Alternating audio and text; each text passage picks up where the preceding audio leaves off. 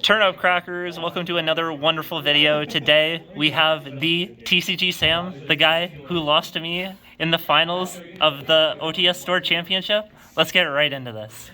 Alright, so I was playing Lunalight tearlaments. So for the tier engine, you just max it on all of them except for Rhino Heart. Rhino Heart's because you have a couple more normal summons in this deck. You don't necessarily want to draw too many. It worked fine for me all day. Never had like a game where like I banished both or anything, but yeah, this is pretty standard. You definitely need to max out on those.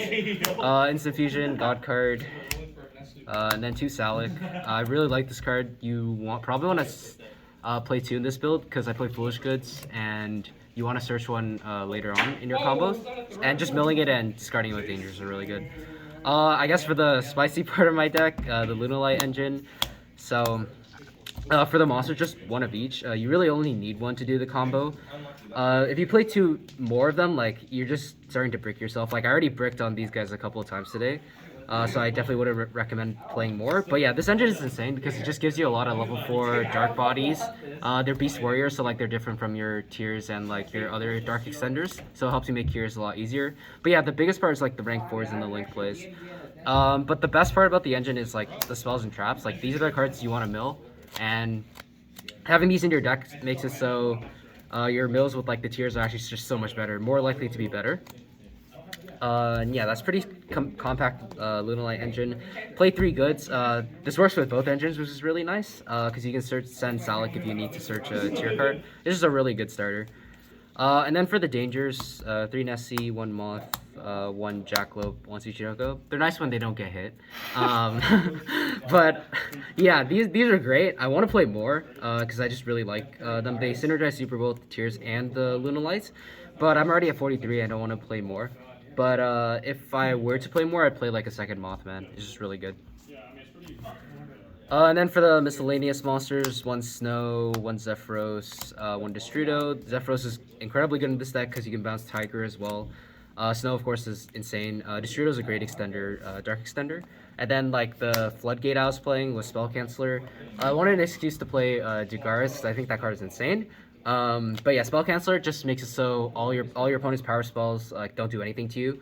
And if you have just one way to protect it, usually you'll have either Snow or like Elf summoning back Merly, and then you have Salic sending them early and making Kaleido Heart. So a lot of the times, like, it sticks on the board. There were a couple times today where like I just played, I didn't have a way to protect it. But yeah, it was really good for me all day. I didn't get mined a single time.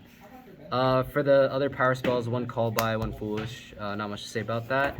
And then the going second card I played was Droplet. I think this card is possibly able to be switched for like something like Super Poly or something, but I like this card because you can send the Lunalights from your hand and get them into the grave, and it also stops a card like Dweller, which I was just really scared of. That's it for the main 43 cards. For the extra, just the 5 like most standard fusions. There's nothing really to say about these. If this gets banished, it's unfortunate, but you just try to like do as much damage as possible that turn. For the links, 1 Dark, 1 Barricade, 1 Elf. So these 2 are pretty standard. Barricade work blockers, so when you have hands full of like the Lunalight spells or traps, and you don't have Lunalights in the graveyard to use like Perfume, you want to get it into the graveyard, and then you can also have the option to add back Perler, in the end phase. It's also a dark machine, which makes Curious as well. Of course, Curious, probably the best card in the extra deck. And then for the Link 4s, Griffin, Appaloosa, and Access Code. So these 2 are usually on your end board. Access Code helps close games really well because you can just climb from Curious into Access Code. Nothing I'd really change here. These are all incredibly good cards. For the XYZs, Dweller, this card's insane in the mirror and in a lot of other matchups as well.